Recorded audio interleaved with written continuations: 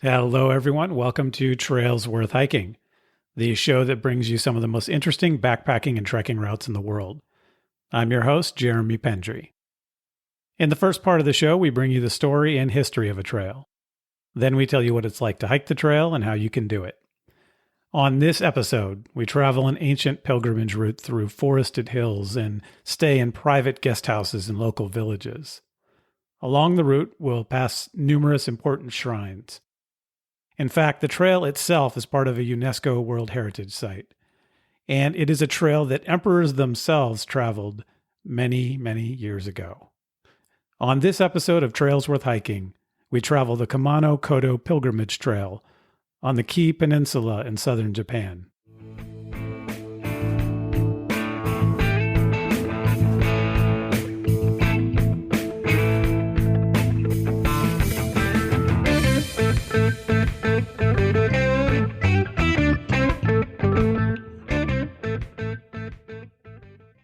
Welcome to the show, everyone.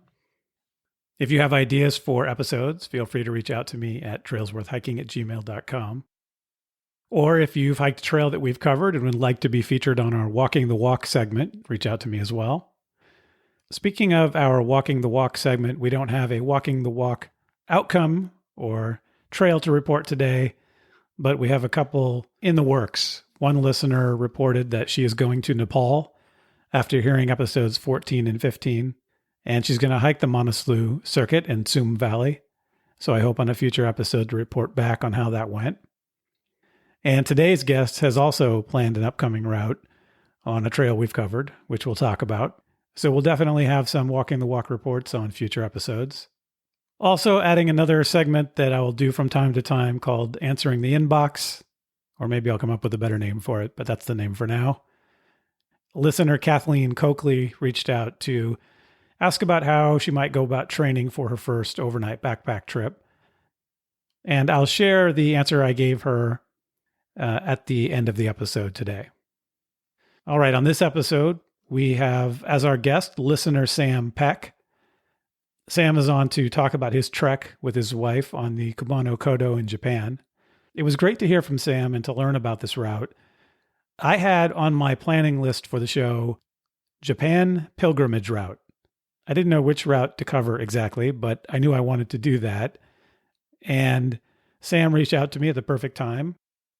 And so I invited him on the show to talk about his trek. So why would I be thinking about a pilgrimage route in Japan? Well, my connection to the idea is somewhat tenuous, but here it is. Once upon a time, I discovered the art of writing haiku. And I don't mean the 575 syllable stuff you learned in grade school, but rather the literary contemporary haiku that is written in English that probably has more in common with Zen Buddhist philosophy than simple rhyming types of short poems like limericks and other similar styles. So it's more along the lines of trying to capture a particular moment of awareness and recognize it. And for many years, I wrote and published haiku in a few journals that are dedicated to this poetic art. And the poetic tradition of haiku, of course, is from Japan and is most associated with a poet named Basho. And Basho lived in the 17th century and is most known for long walking trips and pilgrimages he took that helped to inspire a lot of his writing. And some of those walks are even walked today by haiku aficionados.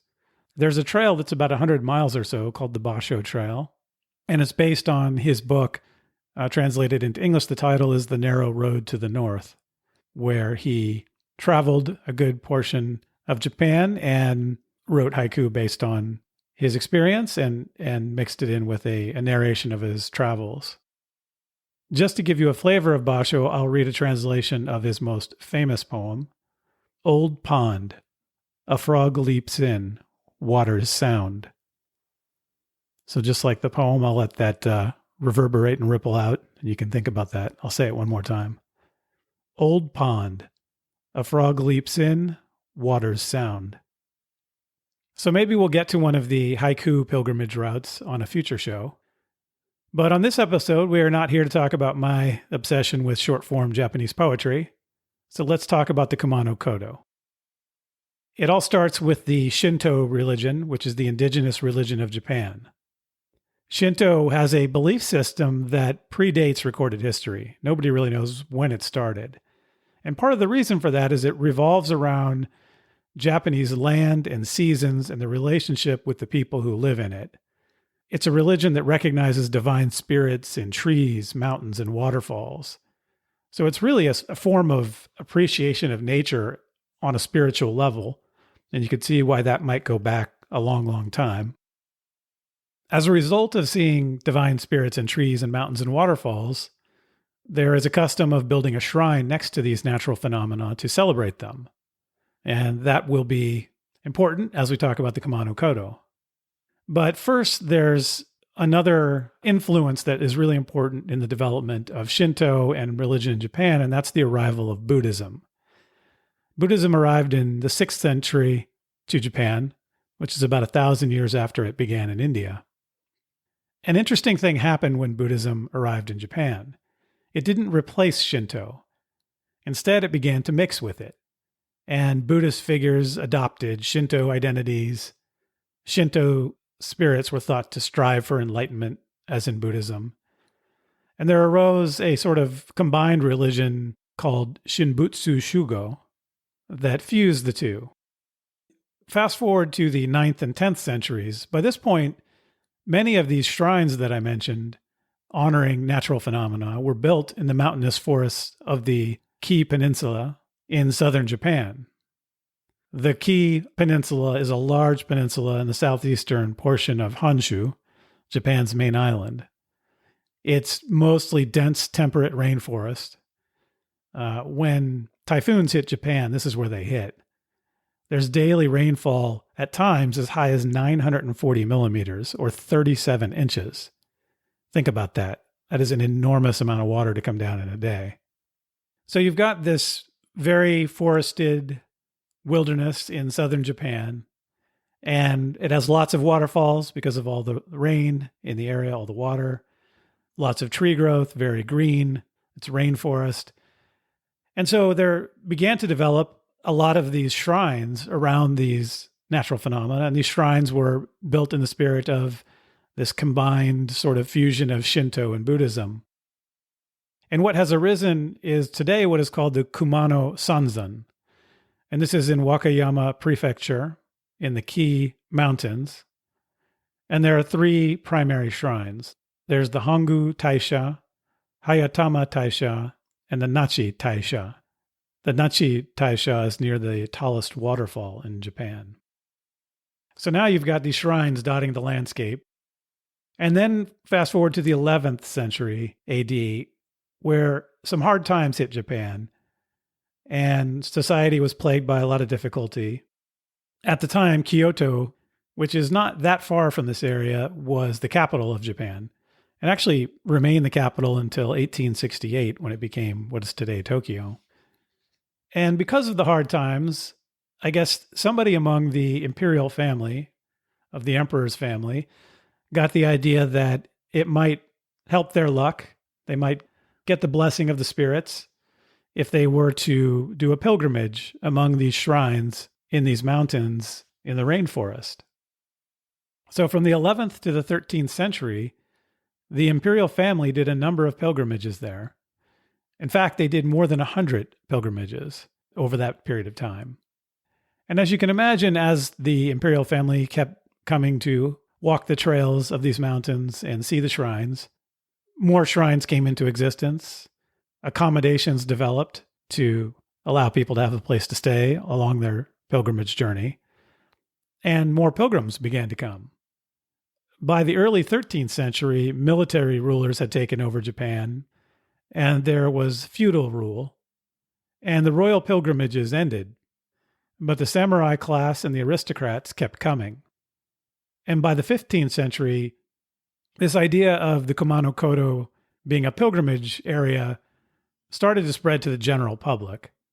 And again, the infrastructure for it began to increase. In the 19th century, the feudal system in Japan collapsed, and Japan began to open to the rest of the world, as many people may know. One thing that happened along with that, though, that was unfortunate, was the ordered separation of Shinto and Buddhism. For example, all the Buddhist objects were removed from the Hongu Taisha and many other shrines. And there was an enormous loss of cultural objects in these shrines.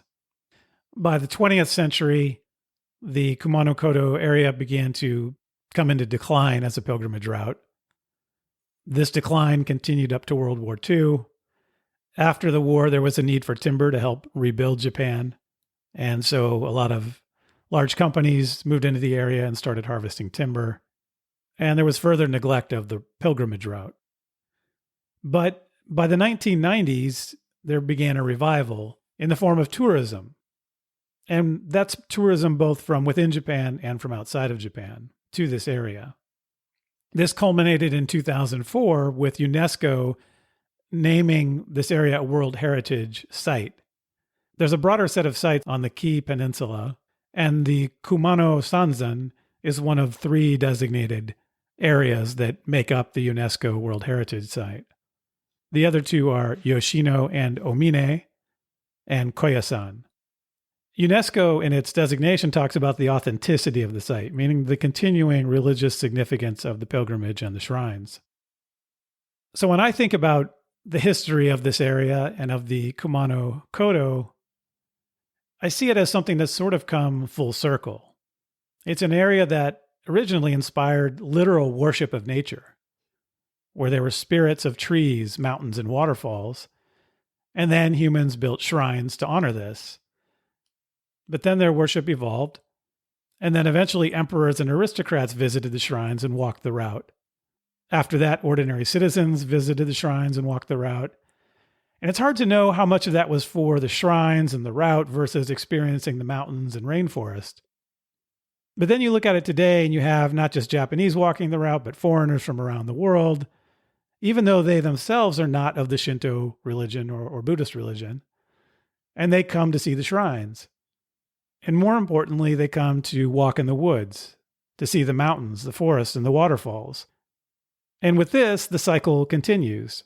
Nature inspiring spirituality, spirituality inspiring pilgrimage, and pilgrimage bringing us back to nature, all beautifully intertwined. So I think it's a cool thing to have a pilgrimage route based on a worship of nature. I think it's perfectly apt. And before we get into the conversation with Sam Peck, I thought I'd give you one more haiku. This is by another Japanese haiku poet named Santoka. And I think it perfectly encapsulates both spirituality and nature together. So here it is.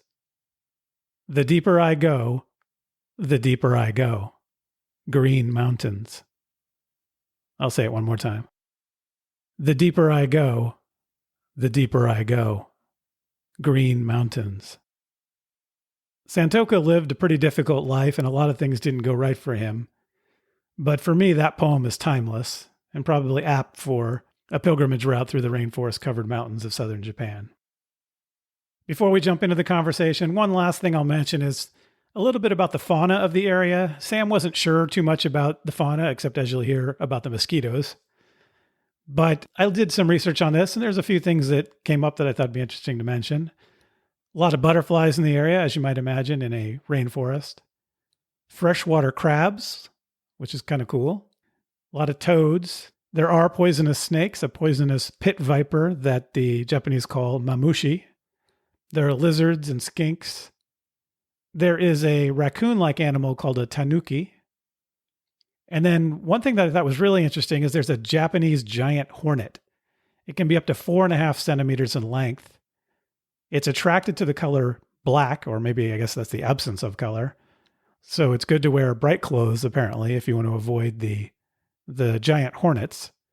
And apparently they're more aggressive in September and October. And they're also considered a delicacy of the area. So if they don't bite you, you can bite them.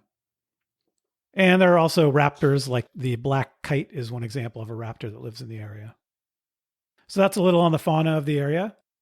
So with that, now let's jump into my conversation with Sam Peck about the Kumano Kodo.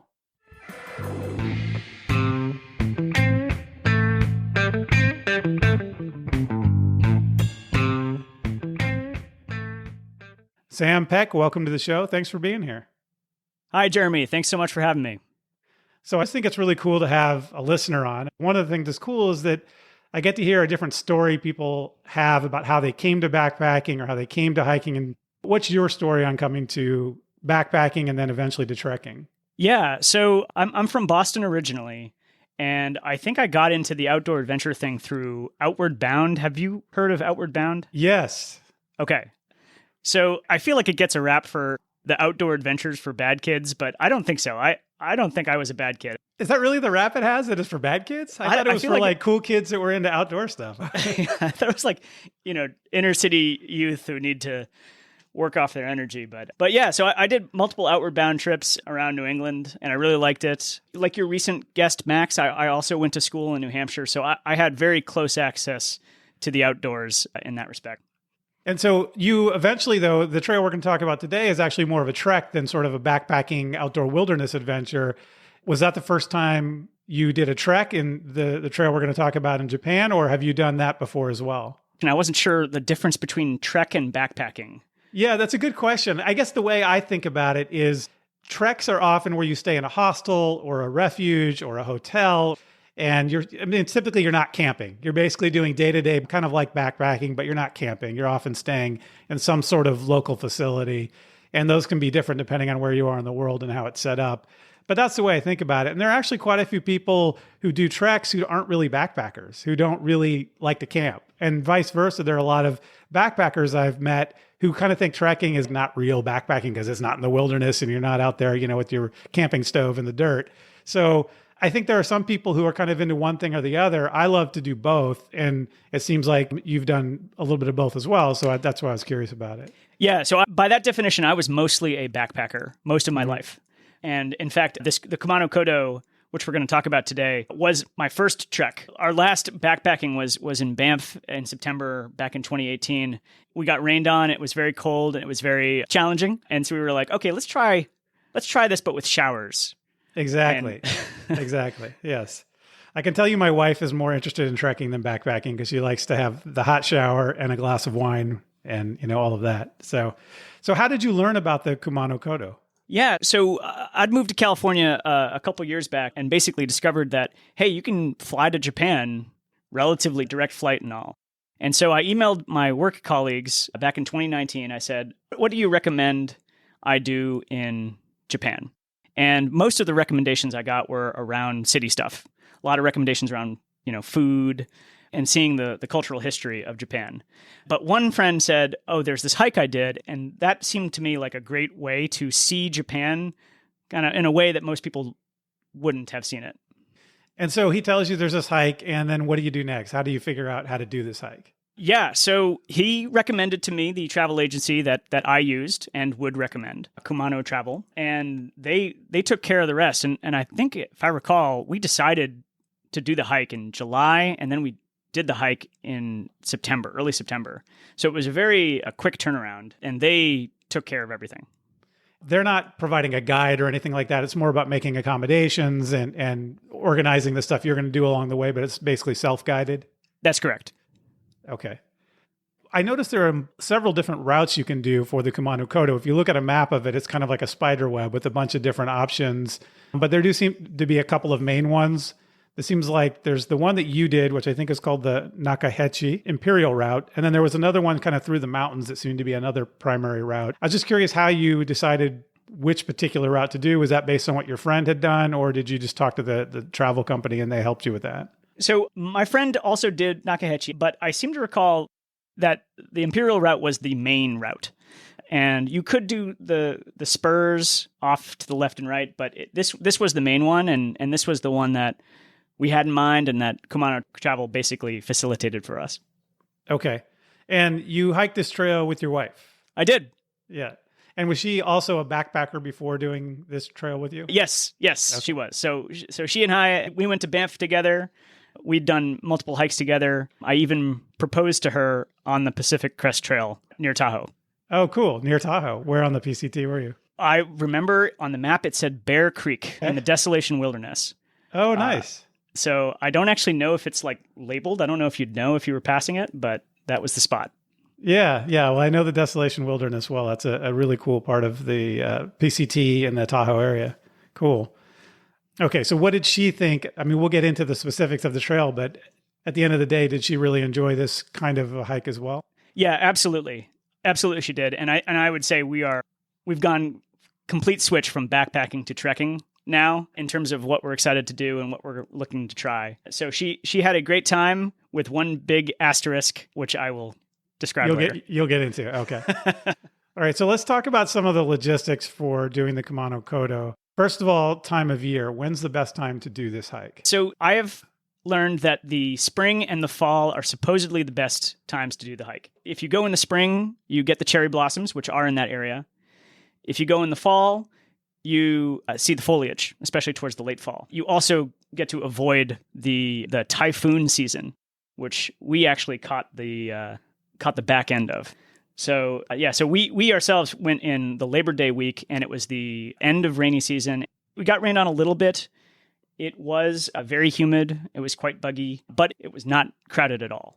So I think that's the trade-off. I think if you go during the high season, you'll probably see more people on the trail. You might have a little bit more trouble getting accommodations, but that's the best time to do it. Spring and fall. So you were kind of a little bit early in the high season. Is that what you're saying? That's right. Okay. And the summer just seems like too hot, too wet, no way. That's the typhoon season, yeah. Okay. The thunderstorms are gnarly, and you will get downpoured on. And in the winter, there's snow. Or is it just really cold? Yeah, I don't know. And that particular part of Japan, I don't know for sure. I think it could be cold, yeah. Okay, and that brings me to a more basic point that I haven't really talked about with you yet, which is where in Japan is this?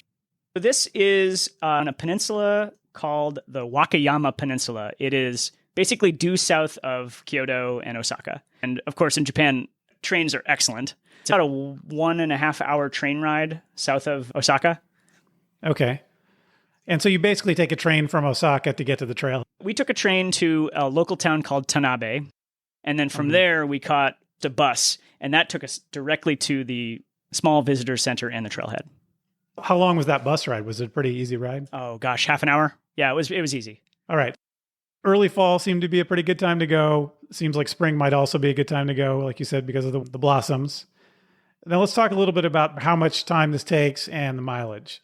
For the Nakahechi route, how many days of a trip is this? So we did it in just about 3.5 days of hiking. Call it 4 full days. And roughly what's the distance? I believe it's about 50 kilometers. We did something like 12 to 14 kilometers a day, but the local buses in the area connect the towns. So if you wanted to, you could trim off some of the distance, some of the hiking distance by taking a bus to a couple kilometers down and walking from there. All right. So we're talking about a 50 kilometer trip over 4 hiking days. So it's about 30 miles. How are the ups and downs in this area? Is this a pretty mountainous area? So this is definitely a mountainous area. And full disclosure, as I mentioned, I'm used to backpacking with entire gear on my back and pretty rugged terrain. So I think I might be biased in saying that it wasn't that difficult, but I think it is definitely moderate to difficult for most people. It is not that steep, though. So there's a lot of elevation gain and loss, but it's not that steep. The actual most difficult part about it is, and this is exacerbated if you go in the rainy season, is it can be very slippery going downhill. Sometimes there's mud on the path. Sometimes there's like these cobblestones that are hundreds of years old on this old pilgrimage trail that are just slick wet. And actually, I think the guidebook actually says that slipping on cobblestones is the most frequent injury on this hike. So they look really nice and they have some history to them, but can be actually quite dangerous. Yeah, it's manageable. You'll be going slow down these downhills. You're going to have places to stay at night, but is your gear shuttled, or are you basically just carrying what you need for 4 days on your back, but not needing sleeping bags and not needing tents and that kind of thing? Right. Yeah. So we didn't need tents. We stayed at guest houses every night. We didn't get the shuttle service. We actually just asked our Airbnb host in Tanabe to hold our bags and swung through on the return trip, got off the train station, got our bags, and got right back on the train. In terms of day gear, again, I'm used to the multi-day backpacking, but it was very light. It was a day pack. We packed water. We packed the lunches that were given to us by the guest hosts. Brought rain ponchos, of course. As I mentioned, the walking sticks are quite important navigating the downhills, and bring bug spray. Bug spray is very important, especially if you go in early September. Is it mosquitoes only, or are there other things? So there are mosquitoes, but there are, I thought they were horseflies, but they might have been wasps. They're pretty gnarly. It wasn't that bad for me. And what about navigation? It seems like, this is a trail that it seemed from what I was reading, it's pretty well marked. Yes, so this trail is extremely well marked. Say of all the trails I've done, this one's very well marked. It's so well marked that if you're going the wrong way, which we did, I think, once or twice, there's signs saying you're heading off the trail. You'll get reminded to go back. I looked up the online map and printed out sections and put them in Ziploc bags. I ended up not actually using those because I just got a guidebook at the trailhead for the equivalent of $1 and just used that the entire time. And so it tells you exactly where to go. It indicates the locations of water and tree stores and bathrooms and shrines, which is important. So I highly recommend getting the guidebook at the trailhead. And is that an official Kumano Kodo guidebook? I believe it is, yes. Okay. The route markers, it seems in some of the pictures that they're actually stones. There are stones. There are wooden signs. There are like homemade wooden signs, because you're walking through basically people's driveways and backyards and sections of these tiny little mountain villages. And they have homemade signs saying, this is the Kumano Kodo, left and right. Oh, that's cool. All right. And so we talked about getting there. Basically from Osaka, you're heading south an hour and a half on a train, and then you've got a short bus ride. Anything else people should think about as far as getting there? 2 other notes on that. The first is I mentioned that the public transit infrastructure in Japan is excellent. Absolutely wonderful. It is in Japanese, though. I do recommend printing out all the timetables ahead of time. But if the train says it's going to leave at 1:56, it'll leave at 1:56. Second thing that I would recommend is we ordered ahead. This is just general flying into Japan advice. We ordered ahead something called a pocket Wi-Fi. And when we landed at the airport in Osaka, we went to the post office and picked up a little device that basically converted the local LTE into a Wi-Fi signal that we could use. So I do recommend using that. We didn't change our phones or anything like that. We just connected to this pocket Wi-Fi. Oh, that's really cool. So it's basically like you have your own little hotspot for your Wi-Fi that allows your American phones to work the whole time you're there. Exactly. And it works throughout the trail as well. Because it's rural, but it's not completely remote. You just mentioned that everything's in Japanese on the train schedules, and that made me think about the trail markers. It sounded like you were able to determine that you had gone off trail and gone the wrong direction. Were the signs in English and Japanese? Yes. So yes, they were. Most of them were. In fact, this was kind of interesting. Many of the signs, especially in this rural part of Japan, were in English. And don't quote me on this, but I think it's related to post-World War II reconstruction, actually. Yeah, some of the highway signs are even in both English and Japanese.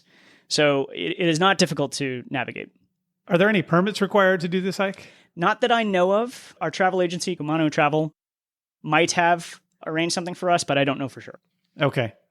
And so talk a little bit about the accommodations along the way. You've mentioned that there are guest houses, and just from my looking at some of the information you sent me, they seem to be a very different kind of experience than most Americans might be used to if they haven't been to Japan. So I'd be interested to hear about that experience. It is culturally very different. The guest houses, they are local Japanese homeowners who have opened up a room for guests. So some of the Japanese cultural customs are in place, such as sleeping on floor mats, being very clean, taking your shoes off at the door, that sort of thing. And what about the food? The food is excellent, especially if you like fish and sushi. I'm not sure if this is expected for most treks, but they feed you dinner every night. It's part of the cost of staying there. And most places give you a lunchbox, literally a bento box you carry with you on the hike for your next day. Do you need to make reservations in advance? You definitely need to make reservations in advance, since these are mostly I think they're not businesses. They might be businesses. I think mostly they're homeowners and the Japanese equivalent of Airbnb. We went strictly through Kumano Travel, who called up the hosts and arranged for everything. What kind of cost is there for the guest houses? So if I recall, and this is through the travel agency, it totaled to about $100 American a night. That includes food and lunch for the next day. And that was for 2 people? I think it was $100 per person. Okay, 100 per person. All right. And you mentioned the sleeping on the mats. From what I could tell, there's basically these sort of straw kind of mats. And then on top of them, they put a futon. Is that how it works? It's kind of like those inflatable hiking mats that I would carry. And then you put sheets on top of them. And you're supposed to only need one mat. But in the middle of the night, I got up and went to the closet and stacked a bunch of mats underneath me. So I used like 3 or 4 mats. I hope they never found out. All right. I did notice that there is camping actually available. So for those who really feel like they need to stick to camping, that is a possibility, I think, and there are some official campgrounds. You guys didn't do that, of course. Do you think it makes more sense, though, for someone maybe who's never been to Japan to have more of the cultural experience of staying with the families, in the guest room of a family's home the way you guys did? I recommend staying at the guest houses for that very reason. But one other logistical challenge of actual camping is that you'd have to carry all your gear out there or buy the gear in the local area. And since we combined this trip with some city tourism as well, that was just something we didn't want to schlep around. Yeah, that makes sense. Are there any other cultural aspects that people should be aware of in thinking about sort of behavior along the trail or day-to-day hiking in rural Japan? So I had this same question. I remember actually like listening to many podcasts back in 2019 about Japanese culture. There are cultural aspects, but they summarize to, if you have an open mind and if you are polite, then you will be fine. The people of Japan are extremely friendly. They are talkative in what little language you might share. Yeah, if you're open-minded enough to be thinking about this hike and going to the Kumano Kodo, you're probably going to be fine. Yeah, and I think that's true from my experience anywhere in the world. People have a lot of fears, I think, about going to certain parts of the world because of things might be so different culturally. But if you have an open mind, I think you're right. You're going to be fine. You mentioned the little common language you might have. What can you say about that, about getting around for someone who doesn't speak Japanese? My biggest advice is prepare ahead of time what your plan is going to be. Make sure, like I said, print out the timetables of the train and bus stations and the maps and kind of what your plan is going to be. I did also print out like a 1-pager cheat sheet of Japanese phrases, especially in the cities where tourists are more frequent. The stores know they'll be able to communicate with you. Google Translate is also very important. Google Translate has this little camera feature where you can hold it up to the signs and it converts it to English. It's not perfect, but it is enough to get by. You can download the translation book in the app ahead of time and you'll be good to go. Okay. So we've talked a little bit about the area being somewhat mountainous, but not terribly steep. What else can you tell us about what this area looks like? You said there's villages. Is it mostly forest? Is it mostly farms? Is it, what does this area feel like and look like?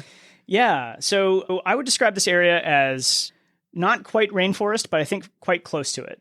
So it is mountainous. It's blanketed by trees. In this particular area, there aren't any mountains that have mountain peaks above the tree line. The forests are deciduous, though there are, bamboo groves and things like that. There are villages and terraced fields, and there are streams and valleys and rivers galore. It's very cool to see. There are villages and there are like hidden villages where people used to live but moved out. You'll walk through the ruins of tea houses and things like that. Regarding flora and fauna, I mentioned the deciduous trees and bamboo. For animals, we didn't see anything big on this trip. Don't know if there are bears in the area. We did see some farm animals. What kind of farm animals do they have there? We saw goats in people's backyards. Okay.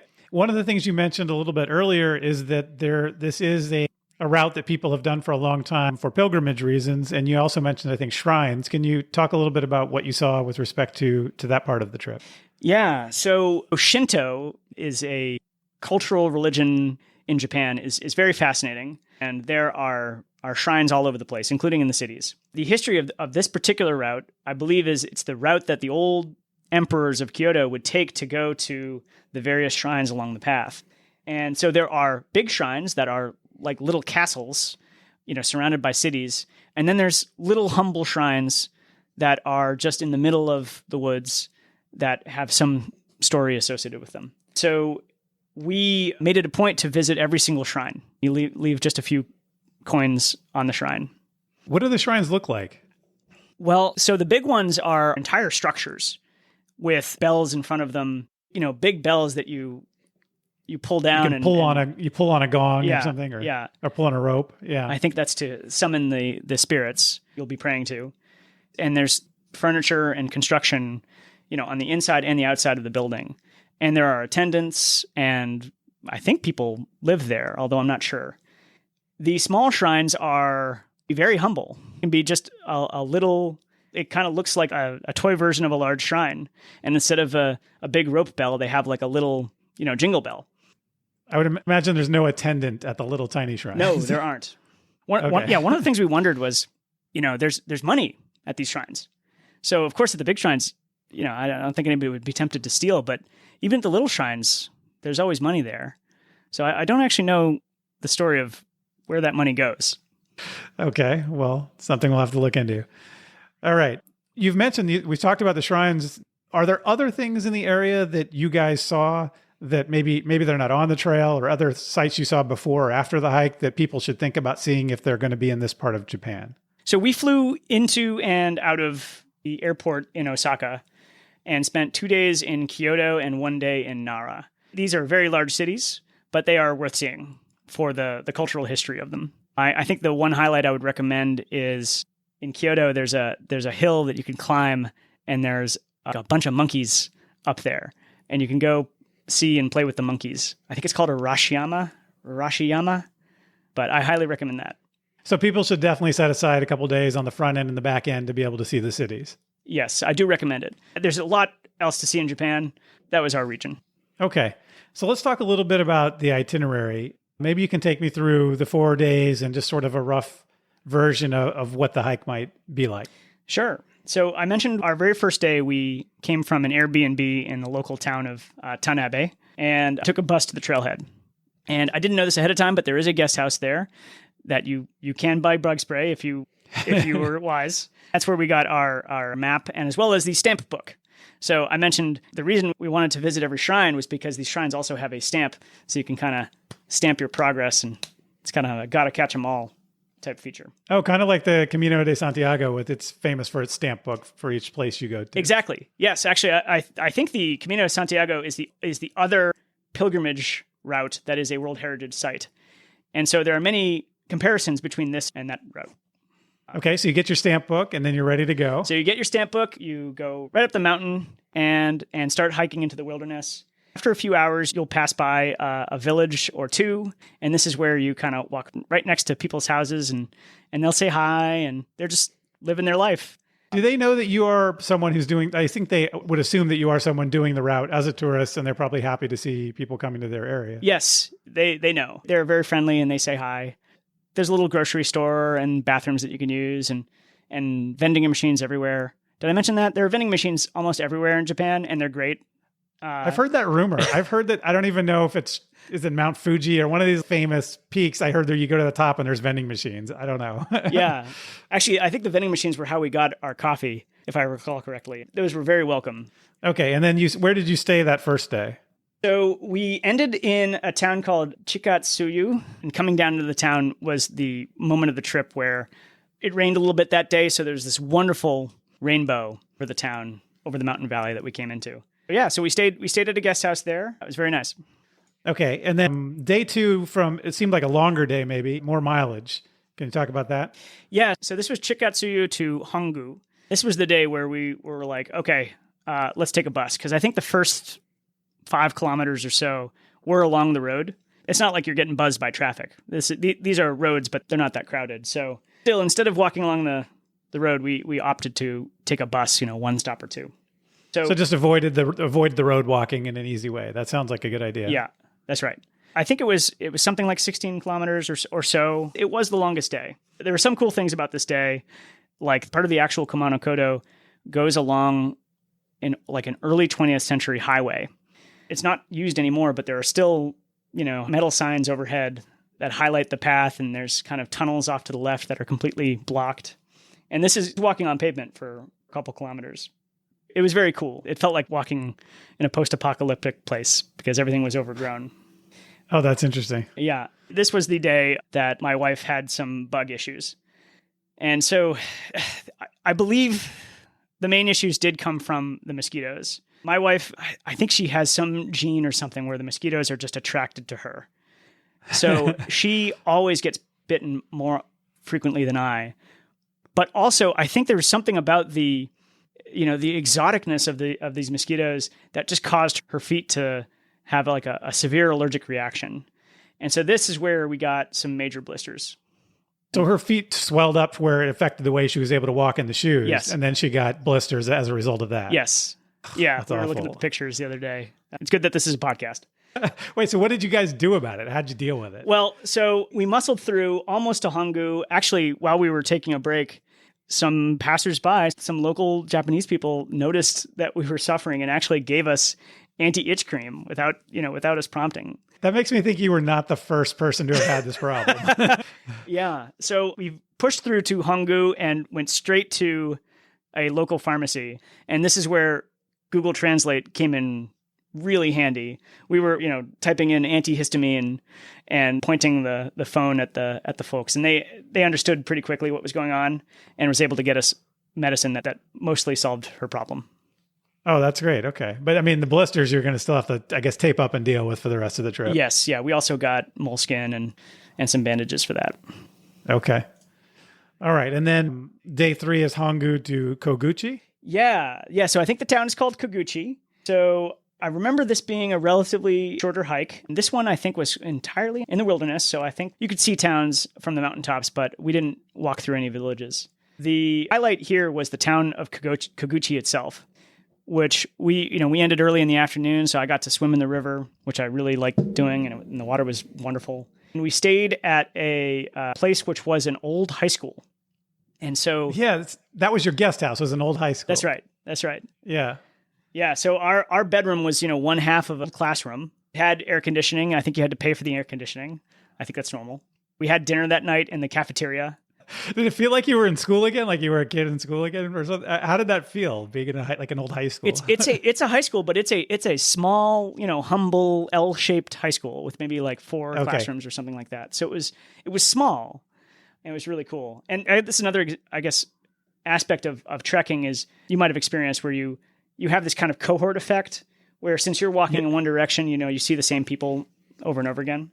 Yeah. So did you find other travelers that were sharing a similar experience that you were able to talk with and commiserate with? Yeah, that's right. So, as I mentioned, we didn't go in the highest of high seasons. So there was not that many people on the trail. And I think the guest houses, we had some friends in the guest houses, but no line for the showers or anything like that. And they were public showers.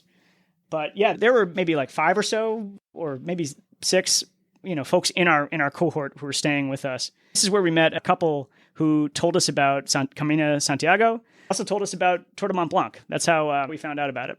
Oh, cool. And that's something you're now thinking about doing, right? That's right. Okay. Well, we'll get to that one as well. All right. So you stay in the high school, and then the last day is what?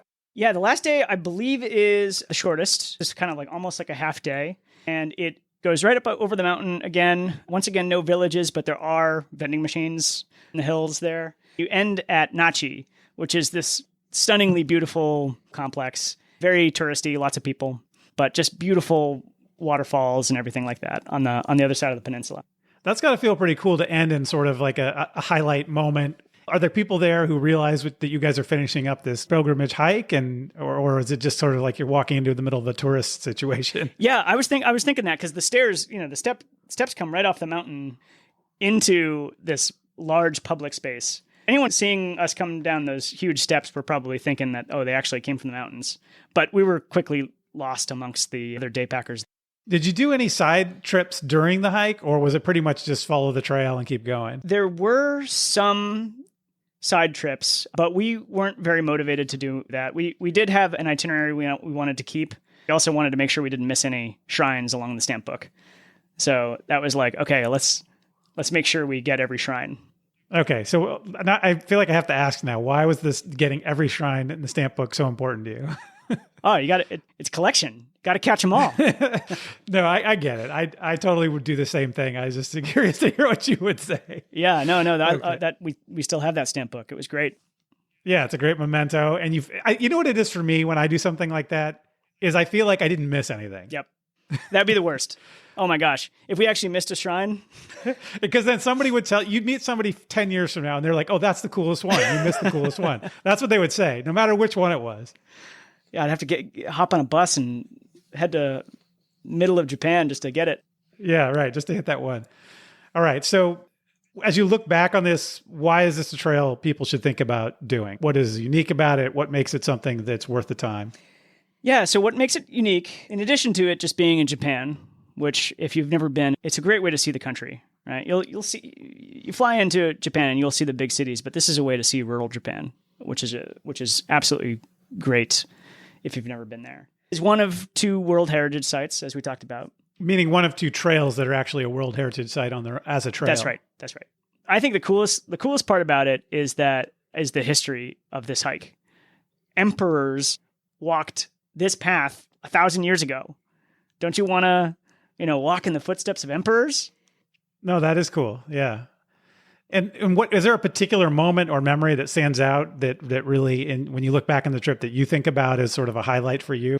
Yeah. So after every vacation, every hike we do, we always print out like a triptych of images of the hike that we keep up in our kitchen. The big picture on this triptych is the rainbow above Chikatsuyu, and that, I think, for me it was just a wonderful. It was the end of the first day, coming down in the valley. The rain is over, the sun is shining, and the rainbow is very bright.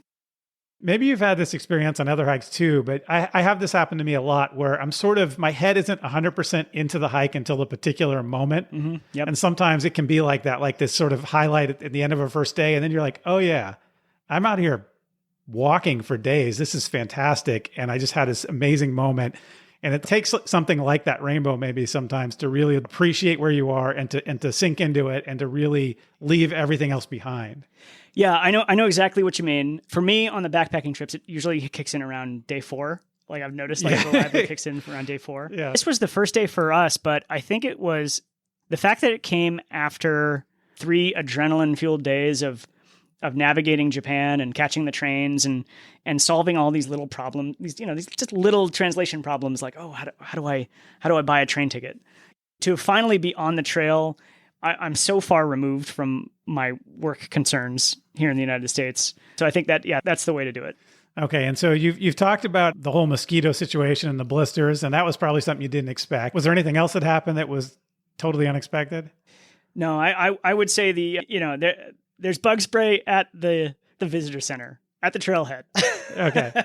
You know what? You've now mentioned bug spray a half a dozen times. So anyone who does this trip without bug spray, sorry, you've been warned. That's right. I'm talking to my past self, because my wife did say get the bug spray. So I'm talking to my past self. And, okay. Yeah. All right. And so, and I also often ask, what would you have done differently? It sounds like picking up bug spray would have been something you would have done differently. Yeah, definitely bug spray. I think I really would have, in retrospect, if I could have swung it, I really wish I went in late fall. And I'm from New England, so I've seen the New England foliage and how awesome that can be. I am super curious to see what that looks like in Japan. So this is a hardwood forest that does have fall colors. It's not like a pine forest. That's right. Okay, cool. All right. Well, that's something for people to think about. All right. Well, Sam, thank you for telling me about the hike. But while I have you, I've got a few more questions. What is the next trip on your list? So the next trip is the aforementioned Tour de Mont Blanc. You heard about it from someone while you were in Japan. Yes. But this is pre-pandemic, so now we're kind of getting to a point where maybe you're comfortable going to Europe. That's right. When are you going to do that? So we're going to go in August this year. I dropped the deposit with Max, your recommendation. Oh, cool. So it's going to be me, my wife, and a friend. Looking forward to being featured in your new Walk the Walk section. Yes, so that's cool that you're going to go do that. I hope that the episode was helpful in sort of thinking about what you might do. Yeah, I mean, what these episodes do is they make thinking and planning about hikes a lot less intimidating, right? Like to go on a hike in rural Japan on its face can be really intimidating, but actually with just a little bit of prep and a little bit of reading, and for us an agency, but you don't have to go with an agency, you can pull it off.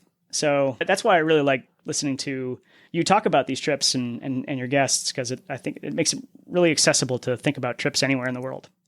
Well, I really appreciate that, and it's a good way to think about it. And it's not a way I had thought about it, I think, directly, but I think that's part of the main purpose of it is to really get people to feel like, yeah, I can do this. And for a long time, I did a lot of backpacking trips in California, but didn't really venture beyond that. And so for me, once I started doing more international trips and in other states and things like that, it was intimidating at first, but once you talk to somebody who's done it, you feel like, okay, I can do this. And so that's great to hear. And I hope the show does make it more accessible to people. All right. Next question. What is a backpacking meal you could eat every day?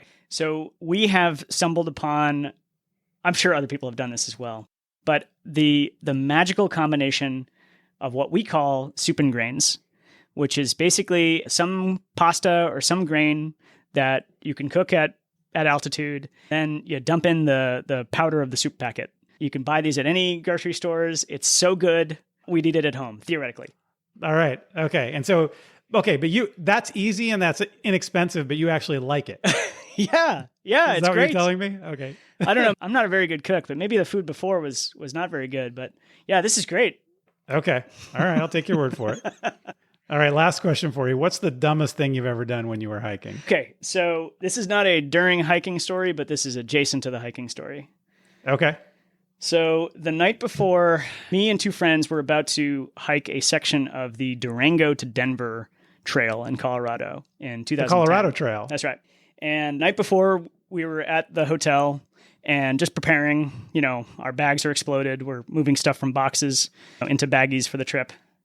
And my friend says he wants to test the bear spray. He had never used the bear spray before. I had never used the bear spray before.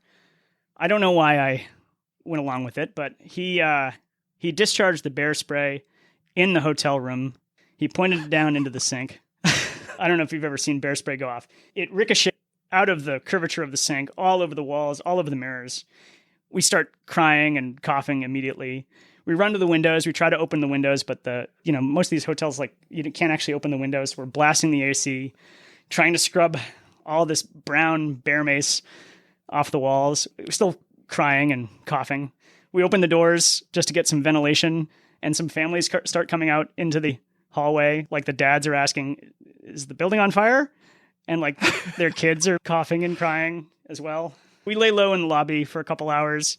The manager chides us, asking us what the heck we were thinking, calling us the pepper spray boys. Was it all over your gear too? Was it in your backpacks and the smell of it? Fortunately, it was on that side of the hotel room, but that stuff spreads pretty quick in the atmosphere. I have to admit, I've had the thought before, because I have one that's expired. I have one in the garage that's an old bear spray that's expired. Yeah. And I've had the thought that I should go outside and spray it against a tree and just try it or something. I don't think in my wildest nightmare I ever thought about doing it indoors, particularly not in a hotel room. That's right. Yeah. That's the moral of the story. Don't do it indoors. Okay. I think we're still on the no-fly list at Best Western. Nice. Were you able to do the trip and everything went fine after that? Everything else is fine. I think these things are one shot, so I don't think the bear spray would have worked again, but no problems. All right. Well, that's, yeah. I don't even know if there's a lesson there or people would just know better anyway. But I don't know who needs to hear that. We certainly did. Yeah, that's great. Well, Sam Peck, thanks for coming on the show. It was great to have you. Thanks so much, Jeremy.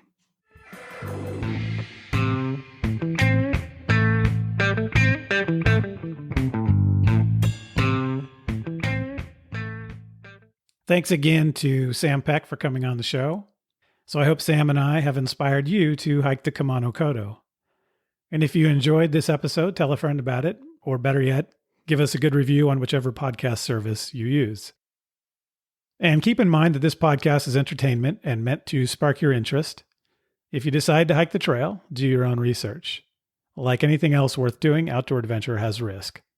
So when you go, pack your common sense. And when you get back, tell me how it went. Before we go, I want to return to listener Kathleen Coakley's question about training for her first backpacking trip. So I'll summarize what I told her when I responded to her email. Someone once told me the best way to train for climbing mountains is climbing mountains.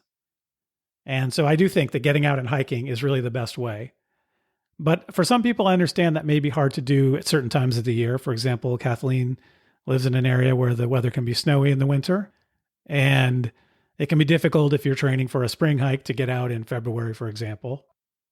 So if that's your situation, what do you do? Well, first, obviously try to get out as much as possible on the weekends or when you have time if the weather allows. It's a good idea to wear a day pack with weight in it. What I'll sometimes do is put a dumbbell wrapped in a towel so it doesn't poke my back and stick that in my backpack. Or you could use a heavy bag of flour or grains or books, or some people will take like a big bike lock chain and put that in their backpack and wrap it in a towel. Also, I would definitely hike hills if you can find them, even if that means going up and down the same hill. So I used to do that when I trained for a longer trip. There's a good hill near my home and there's a trail on it. I would go up it, I'd go back down it, I go up it, I go back down it. Do that a few times, and it was a couple of miles, I think, to get out to where the hill was. So I got a good hike in, getting out there and getting back as well. If you are the kind of person that likes to go to a gym, another thing you could do is just do a stair climber or an elliptical or an inclined treadmill at the gym. But if you do that, you could wear the day pack and the weight also and work to increase your time slowly so that you're doing more and more, whether you're doing it in a gym or outdoors. You could also do some leg training, such as dumbbell squats or deadlifts or something like that.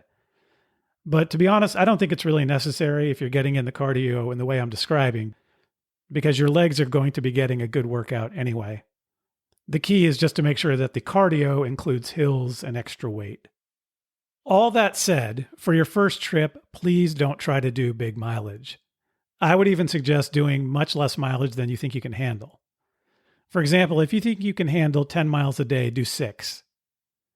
Lots of other things come up on a first trip, right? Like dealing with what you need to pack and how to pack it, how and where to pitch your tent, cooking and camp chores, etc. So it's best on a first trip to make the actual hiking easy. Plus, mileage compounds any problem. For example, if your socks or your shoes aren't perfect, the difference between a 6-mile day and a 12-mile day might be getting a lot of blisters. Or if your pack doesn't fit right, you can end up with rubbing against your hips that can become really painful over time with longer mileage. I'm not saying any of these things will happen to you. It's just that less mileage reduces the chances and gives you an opportunity to really figure out how to be a backpacker before you try to put in serious mileage. The key really is to make the trip well within what you can handle for your first trip. This is not the time to push your limits. Really, what you're trying to accomplish is to have a good time so that you'll want to go back and do it again. So those are my thoughts on training for a first trip. You could probably train a month or 2 out before the trip, depending on how often you're able to get out. All right. Thank you to Kathleen Coakley for asking the question. And I hope that was helpful. If you are interested in hearing my thoughts on different topics related to backpacking or trekking or trip planning or any of the stuff we talk about on the show, reach out to me at trailsworthhiking@gmail.com, and I'm happy to answer the question on the show if I think it might be helpful to other listeners. Before I go, I want to remind you about Outdoor Herbivore at outdoorherbivore.com. As you know, Outdoor Herbivore gives a 10% discount to Trails Worth Hiking listeners, so take advantage of that as you start to prepare for the summer hiking season. The discount code is TWH10P. So that's Trails Worth Hiking 10%. As I've said before, they make great vegan and vegetarian backpacking meals, but you don't need to be a vegan or a vegetarian to love them. Everybody will enjoy these meals. They have high quality ingredients and lots of calories. And the way they're packed is really efficient too. So they fit in a pack or in a bear can so that you can bring several of them on the trail for a multi-day hike. The discount code again is TWH10P. So check them out, Outdoor Herbivore at outdoorherbivore.com. I think I've also mentioned previously, they don't give me anything to say this. I say it because I buy their products. I'm a customer, and they're offering me a discount that I can pass along to you as a listener. So I hope it's helpful to you, and that's the reason I mention it. All right, let's talk about our next episode. Next time on Trails Worth Hiking, we'll spend several days hiking through a beautiful desert. As we hike through desert canyons and view sandstone towers and plateaus, through a forest of pine and juniper. This will only be our second episode in the desert. Bonus points if you can name the other desert hike that we've covered. On this hike, we'll enjoy solitude and sleep under a starry desert sky. as we cross one of America's finest national parks. Next time on Trails Worth Hiking, we travel the Trans-Zion Trek, also known as the Zion Traverse, in Zion National Park in southern Utah. If you have any questions or feedback on this episode, or if you have ideas for future episodes, including if you want to be a guest and talk about a trail that you've hiked, reach out to me at trailsworthhiking@gmail.com. So start planning your next hike, and before you know it, you'll be on the trail. Thanks for listening.